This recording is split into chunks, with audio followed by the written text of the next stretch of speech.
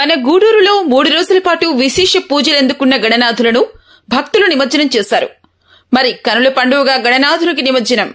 గణనాథుని దర్శించుకునేందుకు భక్తులు అధిక సంఖ్యలో తరలివచ్చారు.